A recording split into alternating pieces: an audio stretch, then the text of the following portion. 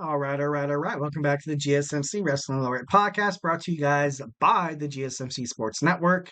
Just kind of reflect on what we talked about. We have our segment one, Thursday Night Wrestling, and how impressive Mark Briscoe continues to be, as well as TNA Impact Rebellion, which is happening at the Palms Casino and Resort in Las Vegas, Nevada. So make sure you guys tune into that. But before we go absolutely any further, I want to remind you guys to use the tips to donations link so we can talk. Let's talk. We get a number of questions from the viewers that come in during the show. So to ensure that your question gets read on air, I ask you guys to use the tips to donations link at the GSMCpodcast.net with your questions. Just put your questions up on top so I can see it, so we can talk about it. Tell me what you like. Tell me what you don't like. Tell me what you want me to kind of further elaborate on. Or, simply just tell me I suck. I'm just kidding. Leave me a positive review. Obviously, we love positive reviews, but I want to be good for you. So honestly, sometimes a little criticism makes the show better. So, basically just, show me that you guys are wrestling fans. Comment on anything that I have to say, anything that you want to be said on air, and we can make it happen. We can have a nice little back and forth conversation. Once again, the link is at gsmcpodcast.net. So yeah, all right, moving on. So we have our WWE Smackdown preview. So SmackDown is absolutely going to be lit. This is the second SmackDown after WrestleMania. But yeah, it's going to be live at the PPG Paints Arena at in Pittsburgh, Pennsylvania. So first and foremost, I kind of want to talk about the SmackDown Tag Team Title, WWE Tag Team Title number one contenders match. First and foremost, kind of like what happened on WWE Raw between the Awesome Truth. I think Triple H is going to come out, get rid of the SmackDown titles, get rid of the colored belts. Like, I love the colored belts. Like, you have obviously it's black for men and then white for women's, but I don't know. I'm just with the red belt, with the blue belt. Whenever I saw the Fiend kind of come out, and he kind of had the WWE Universal Championship, he'd wear it around his neck, and then you would just see like this band, this blue, this like Smurf blue. It looked like he had like a Smurf wrapped around his neck, like an anaconda or something. So I was like, you know what? It's time for a change. The times they are changing during the Paul Levesque era. So honestly, I think it's a good move to kind of get rid of these colored titles and kind of just make things more like kind of like United, kind of like what I think Triple H is trying to do. Trying, obviously, of course, you will always have the brand split, but forever and as a fan, kind of coming back into the world of wrestling back in 2000 and back in 2016, where you had the Raw tag team titles and the SmackDown tag team titles. Yeah, it's cool. You can have the Raw titles, SmackDown titles, but the belts just look kind of wonky. And that, of course, that's just me. That's just me. That's my opinion. Your guys' opinion could be different. Could be, you could be like, oh, dude, whatever, man. I love the red and blue belts. Like, that's cool. I want to feel like I have a Smurf wrapped around my waist at all time. Like, let's do it. Like, that's all power to you. To each your own. This life is your life. I support it and I love you. So, whatever each your own. Anyways, so we have the number one, contendership for the WWE Tag Team titles. It's going to be the Street Profits against Pete Dunne and Tyler Bates, Legado del Fantasma, and you also have, AOP. So kind of breaking this down a little bit, like you saw AOP on WWE NXT, kind of feuding with Frazier and also Axiom, kind of going after the titles there.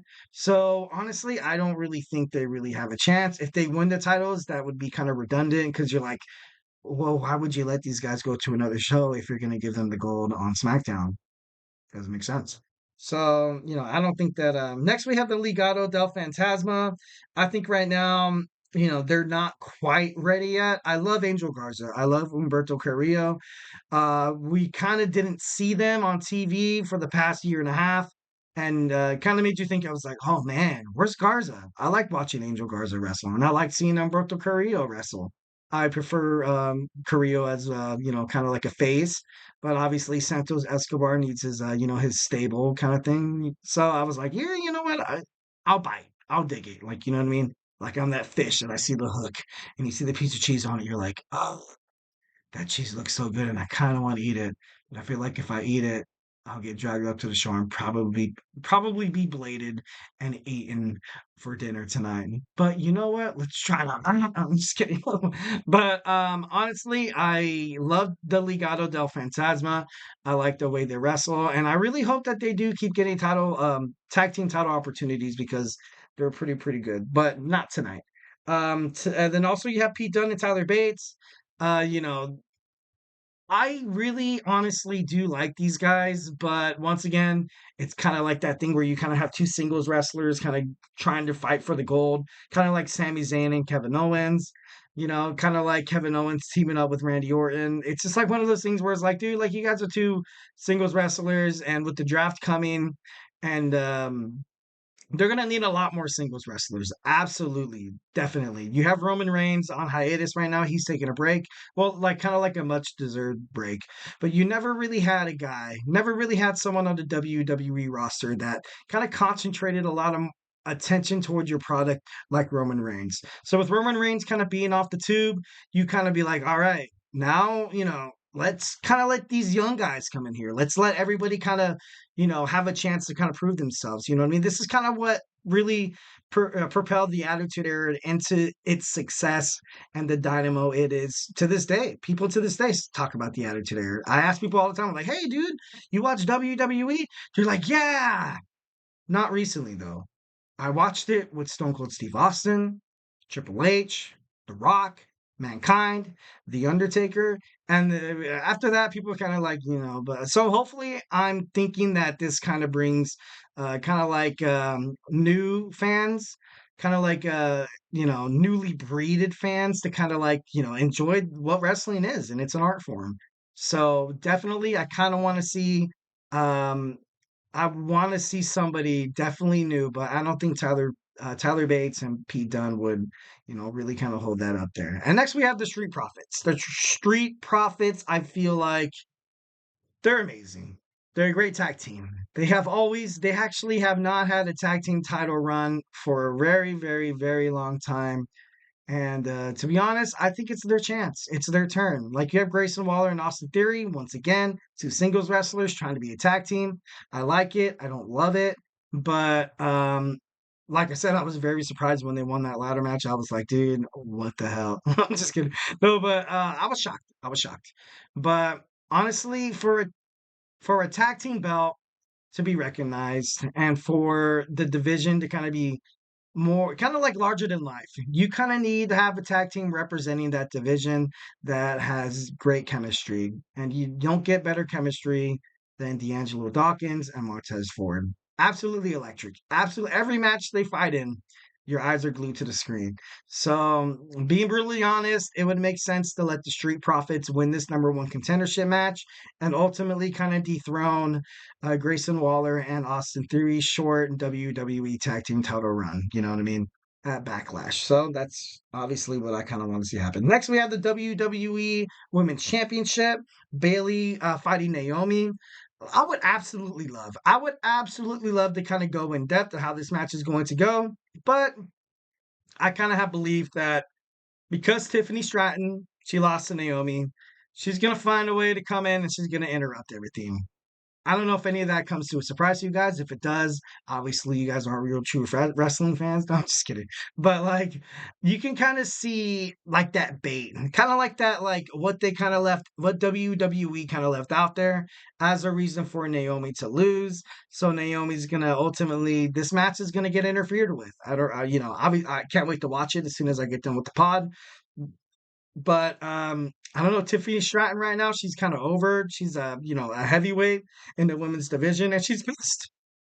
She feels like she got robbed of her tag team of her women's championship, title bout.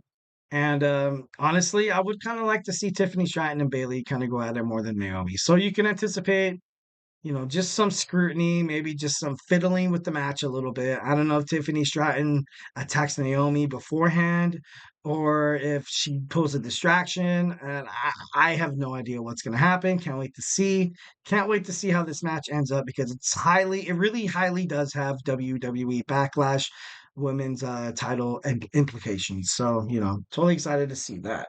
Next, you have the AJ Styles, the phenomenal AJ Styles, against the LA Knight, number one contendership for Cody Rhodes' WWE Undisputed Championship. Once again, this is going to be, I feel like this is going to be a great match. Like I've kind of talked about the podcast before, AJ Styles has not signed a new contract yet, so he could possibly be kind of using this as kind of like a farewell kind of tour. It would be awesome to see Styles in the match with Cody Rhodes and Backlash, but right now, honestly, I don't really see how that kind of makes sense. Like AJ Styles, he's heel. He's heel. That's probably the only reason why maybe WWE might chance it, because you're like, you know what? You have the ultimate baby face in Cody Rhodes. And then you have this guy, AJ Styles, biting and clawing his way, trying to get back up to the top.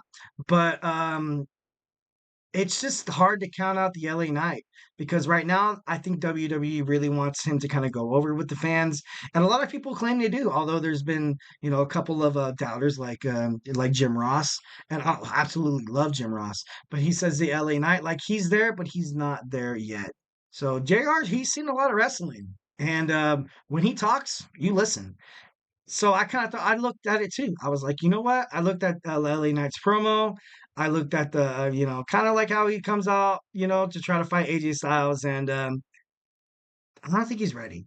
I don't think he's ready yet to kind of hold a championship, let alone fight Cody Rhodes. So although I kind of have two picks. I have a I think should win, and then I have a he's going to win.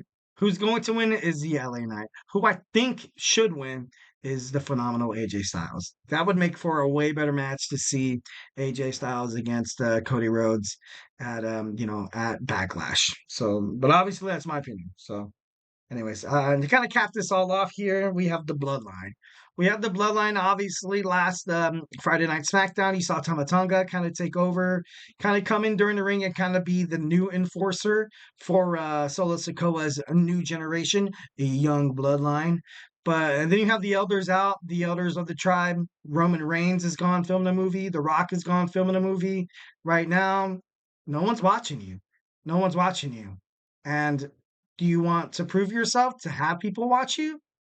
Absolutely. And that's something Tama Tonga is going to do, Solo Sikoa. And I think eventually you're going to include Jacob Fatu as well. Recently signed with the WWE, creating this new generation bloodline. And I think it's going to be good.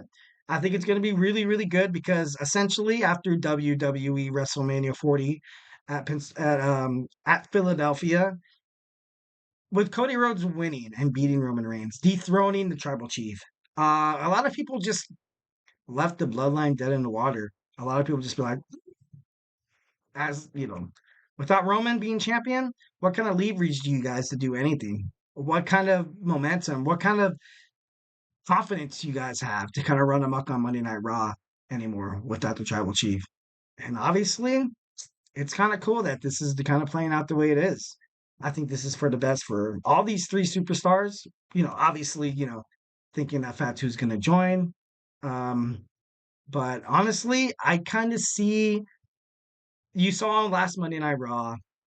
They interviewed Jey Uso before his match against Finn Balor. They was like, "Hey, like, your brother Jimmy, do you have any thoughts that he got attacked by Solo Sikoa and Tama Tonga?" And Jay was like, "You know what? He's gonna do his own. I'm gonna focus on my match, and whatever happens, happens."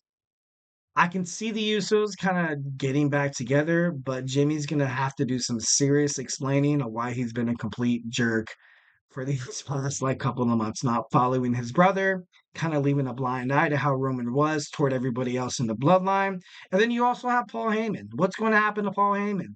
Honestly, I think, and this is absolutely speculation, I have not watched a minute of SmackDown. I've been talking to my beautiful people right here. Um, I think that Paul Heyman is ultimately going to be taken out by the new generation, by the new bloodline. I think that he's going to get attacked. I think that they're going to knock him out. To be honest, because I feel like that would kind of make the most sense. I'm not trying to condemn Paul Heyman or wishing he gets his ass kicked, but I just see this happening because Paul Heyman is constantly trying to do the bidding for the tribal chief Roman Reigns, and they're done with it. These are like These are like, these are like kids. Like they're like, oh, I don't want to listen to this guy. This guy ain't my father. Like, you know what I mean? This guy ain't my wise man. Like, why is he here? Why is he telling me what to do? Why is he like trying to perpetuate someone else's will on what I want to do in terms of, trying to become the next tribal chief, which I feel like Solo Sikoa was trying to do. And that just brings up questions. That brings up questions, especially during the WWE draft. Is Solo Sikoa going to stay on SmackDown? Or is he going to go to Raw? Or is he going to go to WWE NXT? What I've kind of recently mentioned on the podcast before, that Solo Sikoa in recent terms have kind of had the reputation of kind of being a loser. Kind of, and kind of being a really, like, he hasn't won a match since he beat John Cena at WrestleMania, a year ago. Hasn't won anything. So what does WWE have to do to get fans to think that this guy is going to be the next tribal chief? Because that's ultimately is going to that's exactly what's going to sell tickets. That's going to put butts in the seats. That's what's going to make people think that, oh my God, like the bloodline isn't gone. The bloodline isn't dead. Solo Sikoa, like, he's going to do something, but honestly, I'm not a believer. I'm not a believer right now, basically because he hasn't really done anything under the tutelage of the tribal chief Roman Reigns. So it makes most sense, for me at least, for them to get drafted to WWE NXT to kind of run amok down there, kind of wreak havoc, and kind of just like, control the brand, kind of like what Roman did on SmackDown. And eventually, um, maybe they can find a way to kind of bring the bloodline kind of towards SmackDown when Roman Reigns comes back, or The Rock. But right now, if you're trying to bring these people, Tama Tonga, Jacob Fatu, and Solo Sikoa's the new age bloodline, the new blood, the young bloodline. I don't even know what to call them. Definitely something of that line, But um, I don't know. I'm gonna have to see some more dominance from Solo Sikoa if he wants to portray himself as as the next tribal chief. So, hey, WWE SmackDown is going to be pretty dope. Draft implications. Next week you have the draft. Definitely next Thursday. Next Thursday's show. So, it's before SmackDown. I'm probably going to do a nice little draft board. Obviously, next Thursday, you see the NFL draft happening. I'll probably do a WWE SmackDown Raw draft board. And, obviously, I love doing that kind of stuff. It's very, very fun. I do it all the time for NFL each year. So, yeah, it should be pretty awesome. So make sure you tune into that episode. It's going to be dope. All right. So we have our segment 3. We're going to talk about from wrestling to Hollywood. Recently, Roman Reigns and The Rock have both left the WWE to kind of film their respected cinemas that they want to get into. And also, we're going to kind of dive into some WWE superstars or just wrestlers in general that kind of made a jump from wrestling to features. So, hey, don't go anywhere.